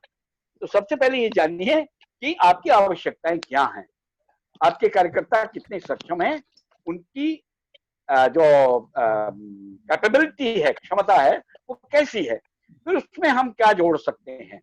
ये चीजें जब आएंगी तो स्वाभाविक, जैसे छोटे छोटे प्रयोग करने के बाद या उसी तरह के कुछ प्रयोग करके उनको कहना कि दिखाओ, औरों को बताओ, या कुछ अब ये बच्चों के लिए विज्ञान आओ करके सीखें, या तमाम मैगजीन्स हैं उनको बताना कि देखो ये मैगजीन तुम्हारे विद्यालय में नहीं आती, ये ले आओ, इसको जरा पढ़ो। तो क्या है कि नियमित कम्युनिकेशन चाहिए। जितना ज्यादा से ज्यादा हम बल इस पे देंगे, निश्चित रूप से परिणाम आएगा। मैं ये वक्तव्य नहीं, मैं आपसे इसलिए साफ कहना चाहता हूँ कि इसका परिणाम मैंने देखा है, हमने किया, हमारे साथियों ने किया और इसका परिणाम आया। इसलिए मैं साधिकार कह सकता हूँ कि जब जब हमने ये जाना कि मेरा असेसमेंट है क्या, मेरे साथी को कितना और सिखाना है, इसके साधन क्या होंगे, वो सब हो तो कुछ स्पष्ट हो गई बात। मुरलीधर जी। जीवा साहब, जीवा साहब। अगला नथीलाल बंगवाल जी, चिन्याली सौड़। जी भाई साहब प्रणाम। नथीलाल बंगवाल, संभाग निरीक्षक गढ़वाल संभाग। जी बंगवाल जी नमस्कार। भाई साहब मेरा, आपने बहुत अच्छी बात बताई कि मैं अपने नाती को प्रेरित करता हूँ, बेटे और उनको पुत्र को। जी जी जी हाँ। मेरा इसमें ये कहना था, जैसे बहुत सारे विद्यालयों में मैं अपना प्रवास रहता, स्कूल, इंटर कॉलेजों में, और आदर्श कक्षा लेने का सौभाग्य भी अपने को मिलता है। जी जी। उसके माध्यम से विज्ञान प्रयोगशालाओं में या विज्ञान हमारे क्रियाकलाप जब होते हैं तो उसमें कुछ अच्छे छात्रों, कुछ कमजोर छात्रों से प्रत्यक्ष अपना वार्तालाप होती है। जी जी। तो उसके मन में, मेरे मन में कई बार विषय आता है कि ऐसे अच्छे और कमजोर छात्र को हम उन्नति के शिखर पर ले जाएं, उनके लिए कौन सी उचित विधि हो सकती है, उसमें थोड़ा मार्गदर्शन करने की कृपा करेंगे, ताकि मैं दूरभाष से भी ऐसे बच्चों से संपर्क करता हूँ। बिल्कुल बिल्कुल बिल्कुल ठीक, बिल्कुल ठीक। तो उनके लिए और कौन सा ऐसा कुछ तरीका और हो सकता है जो आपके माध्यम से मुझे पाते मिले और हम उस पर क्रियान्वयन कर सके। अच्छी बात बंगवाल जी। आप 10+2 के क्षेत्र में प्रवास करते हैं? जी। एक छोटा सा उदाहरण मैं आपको दूंगा। अभी पिछले वर्ष झारखंड के प्रवास में था, जिला केंद्रों के विद्यालयों का, उनका मूल्यांकन करना था, उस दृष्टि से अवलोकन करना था। बोकारो स्टील सिटी में था उस दिन, में फरवरी 2019 की बात है। एक प्रयोगशाला में मैंने देखा, मेरे इस बात से शायद आपके प्रश्न का उत्तर मिल जाए। एक प्रयोगशाला में मैंने देखा कि वो बच्चे, हमने उनसे, आचार्य जी से कहा कि आपकी द बेस्ट परफॉर्म करने वाली जो क्लास हो उससे आप मुझे दिखाना चाहें। उन्होंने कहा ठीक है। तो वो लेबोरेटरी में ले गए बच्चों को। लेबोरेटरी में जाने के बाद ग्रुप बना दिया और बच्चे तमाम प्रयोग कर रहे थे। मैं भी ऑब्जर्व कर रहा था, वो भी ऑब्जर्व कर रहे थे। एक समूह में मैं गया तो कोई एक विषय लेकर के 5 बालिकाओं का, 5 बच्चों का, ऐसे ऐसे करके समूह था 5-5 का। अब सुनिएगा जरा गौर से। उसमें 2 बालिकाएं ऐसी थी जो विषय के उद्देश्य को समझती थी कि हमें क्या करना है, एक, फिर उसमें क्या क्या सामग्री चाहिए वो भी जानती थी, फिर उसका सिद्धांत क्या है वो भी जानती थी, फिर उसकी एक्टिविटी क्या है, प्रोसेसिंग क्या है वो भी जानती थी, फिर उसमें सावधानियां क्या बरतना चाहिए वो भी जानती थी, फिर अंत में वो रिजल्ट ठीक निकला, ये सब पूरी तरह से बता दिया। शेष 5 में से 2 ऐसे निकले जो इसमें से ये तो जानते थे कि मुझे क्या करना है, ये भी जानते थे कि मेरे पास क्या क्या सामग्री चाहिए, लेकिन प्रोसेसिंग जो है, प्रक्रिया, वो प्रक्रिया नहीं अपना रहे थे ठीक से, उस कारण से रिजल्ट तक नहीं पहुंच रहे थे। और तीसरे सावधानी जो बरतनी चाहिए वो नहीं बरत रहे थे, तो स्वाभाविक परिणाम नहीं मिलेगा। ये दूसरा प्रकार हुआ। और तीसरे प्रकार की एक बालिका जो थी, उससे मैंने पूछा तो वो क्या है कि वो अपने साथियों को सामग्री उठा उठा के दे रही थी। यानी उसका उद्देश्य क्या है, प्रोसेसिंग क्या है।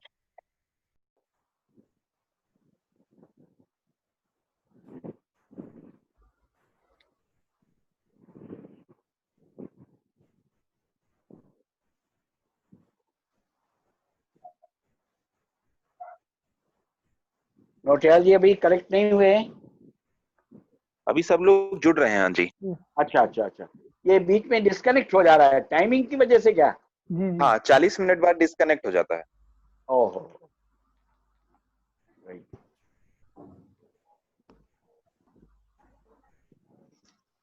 जी नमस्ते, कैसे हैं?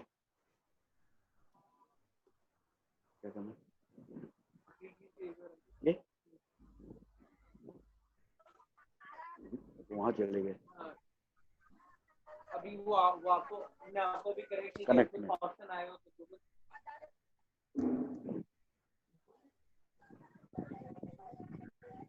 सारे लोग उत्तराखंड के विभिन्न जिलों में हैं।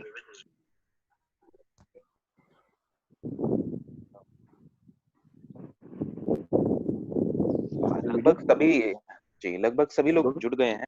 आप शुरू कर सकते हैं। नथीलाल बंगवाल जी भी जुड़ गए हैं हमसे। अच्छा बंगवाल जी। जी भाई साहब। हाँ बंगवाल जी, मैं जो बात कर रहा था उतना पूरा सुन लिया था ना आपने? जी मैं सुन रहा हूँ भाई साहब, मैंने सभी चीजें डिटेल से सुनी है, संकुल रचना और वो सब। मैं अभी बात पूरी कर लूं। वो जो तीसरे श्रेणी की बालिका थी, तो मैंने उससे बात किया कि देखो तुम अभी इंटरमीडिएट फाइनल के बच्चे थे वो, तो मैंने कहा कि अभी तुम जाओगे किसी जॉब ओरिएंटेड कोर्स में पूरा करने के लिए, तो तुम्हारा सिलेक्शन होगा, कैंपस इंटरव्यू होता है बंगवाल जी। आवाज आ रही है? कैंपस इंटरव्यू में, हाँ कैंपस इंटरव्यू में जो ये दो बालिकाएं सब कुछ जानती हैं, इनको बहुत बड़ा पैकेज मिलेगा। और जो ये कम बता पाए हैं, ये उनके पैरा मेडिकल या पैरा इंजीनियरिंग जैसे कोर्स में उसमें सिस्टम में जाएंगे। और जो तीसरे प्रकार की बालिका थी, मैंने कहा तुम्हें हेल्पर की नौकरी मिलेगी, सेवा करने का अवसर, तुम्हें हेल्पर मिलेगा। तो तुम हेल्पर बनना चाहती हो या जैसा अच्छा पैकेज लेना चाहती हो? हंसने लगे सभी बच्चे। स्वाभाविक रूप से क्या है, ये ऑब्जर्व करने की बात होती है। इन द मीन टाइम जब हम प्रवास में हों तो हम ऑब्जर्व करें कि एक्टिविटी में, प्रोसेसिंग में बच्चे का रोल कैसा है। जब हम ये जान जाएंगे तो उसको बूस्टअप कर सकते हैं। इस लेवल में ये अटक रहा है, इसको आगे बढ़ाने के लिए हमें ये तकनीक या व्यवस्था अपनानी पड़ेगी। जैसे ही हम दूसरे बंगवाल जी आ गए तो मैं ये कह रहा था कि ये ऑब्जर्वेशन की जरूरत है, ये कैसे करें, और शायद मुझे लगता है कि ज्यादा अच्छा परिणाम पा सकेंगे। जी ठीक है भाई। और कोई प्रश्न हो तो? जी भाई साहब। जी बताइए। हाँ अभिषेक जी बताओ। हाँ जी, आपकी आवाज आ रही है, बताइए विनोद। हाँ मैं जी भाई साहब प्रणाम। नमस्कार जी। जी भाई साहब, मेरा एक प्रश्न है जी। क्या शुभ नाम आपका? विनोद सिंह रावत, देहरादून संभाग। रावत जी देहरादून से हैं? जी भाई साहब जी। हाँ बहुत है जी, बताएं। जी भाई साहब, मैं कह रहा था कि आज के इस भौतिकवादी युग में चारों तरफ अंग्रेजी का बोलबाला है, और इस अंग्रेजी के कारण हमारे विद्यालयों में अच्छे परिवारों के, यहाँ तो कि हमारी प्रबंध समितियों के परिवारों के लोग, उनके बच्चे भी नहीं आ पाते हैं, जिसके कारण से हमारी संख्या धीरे धीरे प्रभावित हो रही है। इसके लिए आप हमारा मार्गदर्शन करने की कृपा कीजिएगा वैसा। ये छोड़ो कल की बातें, कल की बात पुरानी, नए दौर में लिखेंगे हम मिलकर नई कहानी शुरू करो। पहले एक जमाने में हमारी अंग्रेजी की पुस्तक का क्या नाम था शुरू में? मोस्ट संस्कृताइज्ड नेम था। जी जी जी। नाम था उसका आंग्ल भाषा बोध। आज हमने सरस्वती इंग्लिश रीडर बनाई है। जी जी सीधी बात यह है, अगर लोग कहते हैं तो बुरा क्या कहते हैं।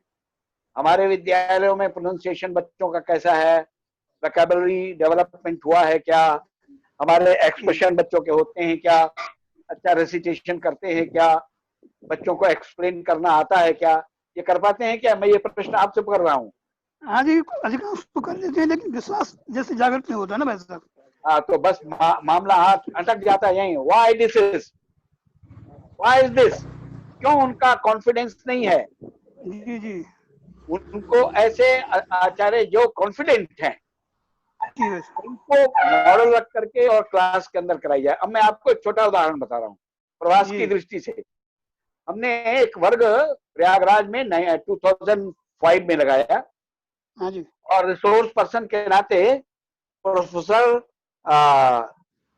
GD मुडम्बट्टीताया, वहां के कर्नाटक के हैं वो, उनको बुलाया। उनको 7 दिन हमारे कैंप में रहे वो, और वहां के English language training institute ELTI Allahabad पहले नाम था जिसका, प्रयागराज, वहां से वहां की जो प्रिंसिपल हैं मैडम नीदा माथुर, उनको भी बुलाया। वर्ग में हमारे 7 दिन रहे। उसके बाद कुछ को हमने भेजा बेंगलोर, यानी आप समझिए, मैंने पहले वर्ग अपने यहाँ प्रयागराज में कराया, फिर हमारे प्रोफेसर GS मुडम्बट्टीताया ने कहा कि जो अच्छे लोग हैं अग्रेसिव उनको बेंगलोर भेजो। एक 12 लोगों को हमने बेंगलोर भेजा। वहां से लौटने के बाद एक जिला हमीरपुर है उत्तर प्रदेश का नीचे, मैं हमीरपुर के प्रवास में गया तो वो एक आचार्य जो वहां बेंगलोर से भी लौटा था, जब मैंने कहा तुम्हारा क्या हाल चाल है, आज तुम्हारी क्लास में हम भी रहेंगे, हाँ हाँ आइए, तो वही लैक ऑफ कॉन्फिडेंस के कारण वो जैसा चाहते थे वैसा नहीं कर पा रहा था। मैंने बात किया तो उसका यही कहना था कि गांव के बच्चे, हमने कहा गांव के बच्चे क्या देश के बच्चे नहीं होते क्या? ये देश ही गांव का है, सब शहरी कहाँ से आएंगे, सब अंग्रेजी ना कहाँ होंगे। हमने कहा तुम जिस रीति से सीख के आए हो, जिस विश्वास के साथ तुम सीख के आए हो, उसका पूरा तुम ये मत सोचो कि ये बच्चे कितना समझते हैं या कितना, तुम कोशिश तो करो कॉन्फिडेंस के साथ। बंधुअल, आप क्या शुभ नाम बताया था आपने? जी विनोद जी, रावत जी, आपके एक रावत जी आजकल मेरे साथ रहते हैं, वो प्रेम सिंह रावत, मुझे वहाँ है ग्रेटर नोएडा में, हमारी टाउनशिप में रहते हैं, उनसे मिलते हैं, ऊपर के हैं वो श्रीनगर के। हाँ ध्यान है, आवाज आ रही है रावत जी? रावत जी कनेक्ट नहीं है क्या? हेलो, आवाज आ रही है? जी आ रही है। रावत जी बोल रहे हैं? रावत जी आवाज आ रही है? विनोद जी को आवाज नहीं आ रही है। हाँ भाई साहब, प्रेम सिंह वही रहते हैं। हाँ विनोद जी आपने अपने आप को अनम्यूट कर लिया है। अच्छा, कौन पढ़े कर गए या? हेलो जी, आपकी आवाज आ रही है, वो अभी नेटवर्क में नहीं है। तो जुड़ेंगे क्या वो? आगे हाँ जी, अभी आगे आवाज आ रही मेरी रावत जी? जी जी, आपकी आवाज आ रही है साहब जी। हाँ, तो मैं कपिल देव तिवारी हूँ, आचार्य जी का नाम था, मुझे ध्यान है कि आप फुल कॉन्फिडेंस के साथ आप क्लास लो, आप ये चिंता मत करो कि आपको आश्चर्य होगा जब कॉन्फिडेंट हुए वो और बच्चों से क्वेश्चन करना शुरू किया, तो उसके पैराग्राफ बेस्ड क्वेश्चन किए उन्होंने। 70% से ज्यादा बच्चों ने जवाब दिया जो वो चाहते थे, और बड़े खुश हो गए। कारण क्या था? Lack of confidence. ये लैक ऑफ कॉन्फिडेंस हमको मार रहा है, ये कैसे ठीक हो? प्रवास में हम पूर्णकालिक कार्यकर्ताओं का ये जिम्मेदारी होती है कि उनकी कॉन्फिडेंस वहीं बढ़ाएं हम, और ये प्रैक्टिकल मॉडल देना पड़ेगा। जैसा मैंने बताया कि ये हमारे मिस्टर कपिल देव तिवारी ने, और बार बार उनका फोन आता रहता, मुझे बड़ी खुशी होती है। प्रोफेसर GS मुडम्बट्टीताया तो अब नहीं रहे, परंतु उनकी वो बातें मुझे आज भी हमारे साथियों को ध्यान में है। ये इस तरह की बातें प्रैक्टिकल की जाए, बहुत सारे सिखाने के तरीके हैं, ये करेंगे तो सब कुछ आ जाएगा। जी वैसे धन्यवाद। अभी मैंने सभी लोगों को अनम्यूट किया है, सभी लोग ओपन है, अगर किसी का और कोई प्रश्न है तो पूछ सकते हैं सीधा। हाँ कर सकते हैं, वैसे समय भी काफी हो गया, 1 घंटा 24 मिनट हो गए जी। 11:30 तक हम लोग कंटिन्यू कर सकते हैं अभी। जी, किसी का कोई प्रश्न है? हेलो। जी जी, हेलो। नाम बताइए। जी मैं जन शिक्षा मंत्री लीलाधर बोल रहा हूँ जी। जी जी बताइए। लीलाधर जी। हाँ जी, जन शिक्षा मंत्री बोल रहा हूँ। ऐसा है हाँ जी, लीलाधर जी नमस्कार, बताएं। हाँ नमस्कार। कुछ मंत्रियों के बारे में भी बता दीजिए कि क्योंकि हम जो प्रबंध समिति से जुड़े हुए लोग हैं, ये उत्तराखंड में तो मंत्रियों का कार्य अलग है। वैसा हम भी कभी कभी प्रवास में जाते हैं, प्रवास हम भी देखते हैं कि हम लोगों का कुछ मार्गदर्शन भी कीजिए। कई तो मंत्री जो इसमें जुड़े नीचे हुए हैं हम लोग। सिस्टम तो वही था, उत्तराखंड तो 2001 में अलग हुआ तो पहले तो हम सब साथ ही थे। तो मेरा ये कहना है लीलाधर जी, जब आपकी बैठकें होती हैं तो मंत्री का दायित्व है ना आप पर। जी जी जी जी। तो प्रदेश निरीक्षकों के साथ, संकुल प्रमुखों के साथ जब बैठक होती है तो आप रहते हैं कि नहीं उनमें? रहते हैं, वैसा तो रहते हैं, तो उसमें स्वाभाविक है जो संवाद हो रहा है उसको सुनिए, बहुत सारी चीजें ऑब्जर्व करिए तो खुद आपको ध्यान में आ जाएगी कि कहाँ कहाँ दिक्कतें हैं, कहाँ कहाँ कठिनाइयां हैं, कहाँ हम मदद कर सकते हैं। नहीं, प्रधानाचार्य की बैठक होता है जी, प्रधानाचार्य की जो अधिवेशन होता है वार्षिक बैठक, उसमें भी रहते हैं हम लोग जी। हाँ, तो वहाँ वहाँ जो विषय आते हैं ध्यान में, उनको उनको ऑब्जर्व करिए, उनकी लिस्ट बना करके फिर अपनी टीम के साथ ऊपर जो संभागीय निरीक्षक, संकुल प्रमुख, प्रधान प्रदेश निरीक्षक है, इनसे बात करिए कि कैसे इसे ठीक किया जाए, क्या प्रयत्न कर रहे हैं। क्योंकि इस बैठक में निरंतर पूरी समिति भी हमारी बैठ रही है, उत्तराखंड की तीनों समितियों की जो मंत्री अध्यक्ष हैं, तो इसमें अच्छा हम रोल प्ले कर सकते हैं। खासतौर से जो लोग शिक्षा से जुड़े थे उनका तो अभ्यास है, तो ऑब्जर्वेशन करेंगे तो सब बातें ध्यान में आ जाएंगी और अच्छा सहकार्य कर सकेंगे। हम भी शिक्षा से जुड़े हुए हैं वैसा, हम लोग भी ना रिटायर्ड नहीं, शिक्षा से मालूम है, रिटायर्ड आपसे तो मेरी भेंट होती रहती है। जी तो वही कह रहे हैं ना कि भाई जो एक्सपीरियंसेस हैं आपके, उनको यहाँ क्रियान्वयन मिल जाइए और क्या यही करना है। जी, धन्यवाद वैसा, धन्यवाद। अच्छा अच्छा। और किसी का कोई प्रश्न है? कुछ अंतिम मिनट्स हैं अपने पास, 11:30 का। हाँ जी हेलो। हाँ जी बताइए। हाँ भाई साहब, बोलिए बोलिए, प्रश्न बोलिए। हाँ भाई साहब, मैं रजनीकांत शुक्ला बोल रहा हूँ। कहाँ से? हरिद्वार से। हाँ विजय शुक्ला जी बोलिए। मैं ये पूछना चाह रहा हूँ कि उत्तराखंड में विशेष रूप से जो हमारे माध्यमिक विद्यालय हैं, उनका उत्तराखंड माध्यमिक शिक्षा परिषद की दृष्टि से कोई मुकाबला नहीं है, लेकिन जो मध्यम वर्ग है और खासतौर से जो थोड़ा और संपन्न वर्ग है, उनका रुझान जो है वो सीबीएसई की तरफ ज्यादा है। और हमारे उत्तराखंड में सीबीएसई का विद्यालय केवल 2 हैं, सब 3 हैं। तो इस दृष्टि से हमें क्या करना चाहिए? बहुत ज्यादा चिंता करने की जरूरत नहीं है। हमारे पास जो हेलो जी भाई साहब, हाँ, हमारे पास जो विद्यालय हैं, अब सीबीएसई के हैं या नहीं है छोड़िए, जो स्टेट बोर्ड का विद्यालय है, यही विद्यालय अच्छे चले, इनमें शैक्षिक स्तर अच्छा बने, इसमें लिए हमारा सब प्रकार का प्रयत्न रहना चाहिए। इसकी बहुत चिंता करने की जरूरत नहीं है। जी नहीं, इनका तो कोई, हमारे विद्यालयों का कोई मुकाबला नहीं भाई साहब स्टेट बोर्ड की दृष्टि से, लेकिन जो रुझान लोगों का है वो सीबीएसई की तरफ ज्यादा है। नहीं, ये तो ऊपर का विषय है। हमारी जो प्रदेश समिति है, वहाँ के संगठन के लोग हैं, वो जहाँ खोलेंगे।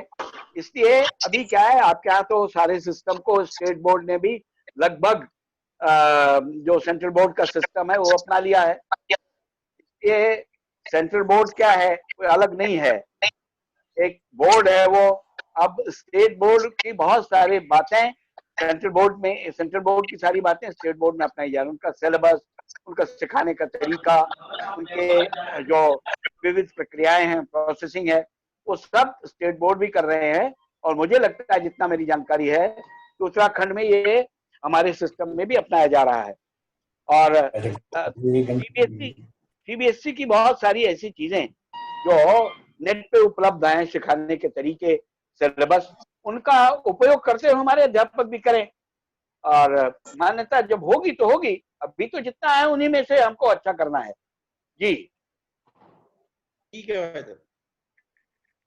माननीय कृष्णानंद चौबे जी, आप शांत, अपना 11:30 लगभग हो गए हैं, तो आप जी भुवन जी हैं क्या अभी लाइन पे? भुवन जी अभी भुवन जी नहीं है अभी लाइन पे, तीसरे सत्र अच्छा में नहीं अच्छा रहे। ठीक है, चलिए बात कर लेंगे, कोई बात नहीं। तो विजयपाल जी कहाँ हैं, बात कराएंगे? जी विजय जी, आप अपने आप को अनम्यूट करेंगे। आपकी बात सुन रहा हूँ भाई साहब मैं। जी आपका मंतव्य पूरा हुआ कि नहीं? मैं पूरा 100% जी। अच्छा चलिए बहुत अच्छा, अच्छी बात है। बहुत सारे इस समय देखिए ये हमारे VBIERT है, इसके लोग तो बहुत अच्छे अच्छे एक्सपर्ट बुला के, और वो विपिन राठी हमारे काफी काम कर रहे हैं।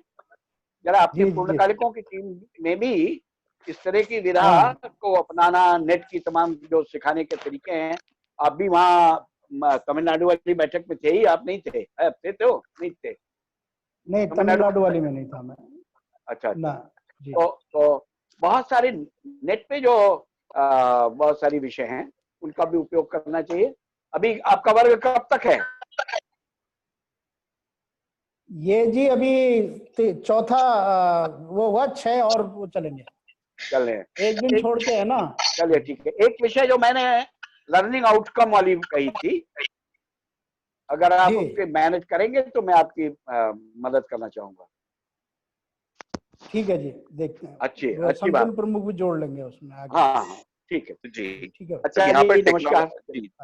जी अभी शांति मंत्र होगा, विधिवत बैठक पूरी होगी। मैं थोड़ा सा वो जोड़ बता रहा था कि टेक्नोलॉजी के नाते अपने उत्तराखंड प्रांत में एक सरस्वती विद्या मंदिर मायापुर में स्टूडियो बना ही है, और उसमें लगभग हम लॉकडाउन के समय में 1000+ वीडियो क्रिएट कर चुके हैं। अच्छा अच्छा जी, और साथ में हमने हैदराबाद से उस्मानिया यूनिवर्सिटी से 4 टीचर्स बुलाए थे जिन्होंने 4 भाषाओं में कंटेंट क्रिएट भी किया है। जी उसके अलावा हम स्कूल में एप्लीकेशन के माध्यम से एक डेली चैलेंज देते हैं, जिसमें सभी आचार्य अभिभावक प्रतिभाग करते हैं। अच्छा अच्छा हमने पूरा कोशिश किया है कि जो सोशल मीडिया प्लेटफॉर्म हो वो हम फेसबुक या अन्य यूज ना करके अपना उपयोग करें। बहुत अच्छा। तो ऐसा भी एक काफी हम इस पर बढ़ चुके हैं, तो टेक्नोलॉजी के नाते तो उत्तराखंड मतलब बहुत ही हम कोशिश कर रहे हैं। इसका प्रयत्न, इसका जानकारी मुझे मिल रही थी कि वहाँ डेवलपमेंट शुरू हुए, मगर अभी कंटिन्यू कर रहे हैं, ये मुझे जानकारी नहीं थी। जी, यहाँ कंटिन्यू है, और खुद की ही अपनी एक एप्लीकेशन व्हाट्सएप फेसबुक को रिप्लेस करने के लिए बहुत बड़ा काम हो चुका है। किस नाम से है ये अपना ऐप, क्या बनाया? विद्या भारती उत्तराखंड। मैं आपको उसका लिंक भेज दूंगा। जी, उसका मैं आपको लिंक भेज दीजिएगा, तो कभी कभी हम भी कुछ जानने की कोशिश करेंगे। जी, उसके अंदर अब कोशिश ये भी है, जो आत्मनिर्भर भारत की बात चल रही है उसके अंदर कुछ मैक्सिमम कोर्सेज के हम लाने की बात कर रहे हैं, स्किल से रिगार्डिंग भी, और इन सब चीजों पर काफी लोगों से चर्चा चल रही है। तो ये सब चीजें टेक्नोलॉजी के नाते काम हो रहा है। तो हमने सभी स्कूलों को इस समय एडमिशन के लिए भी एक ऑनलाइन प्लेटफॉर्म दे दिया है। 652। अभिषेक जी बोल रहे हैं ना? जी, मैं अभिषेक जी बोल रहे हैं ना? जी बहुत अच्छा अभिषेक जी, अच्छी बात है। तो विद्या भारती उत्तराखंड ये ऐप करा दीजिए। जी जी जी जी जी, पहले शांति मंत्र करा दीजिए। जी। सावधान। सर्वे भवन्तु सुखिनः। सर्वे भवन्तु सुखिनः।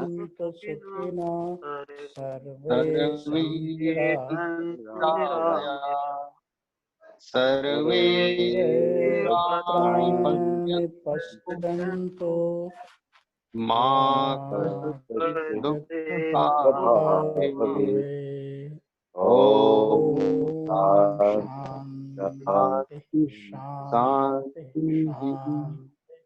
अच्छा जी, सबको नमस्कार।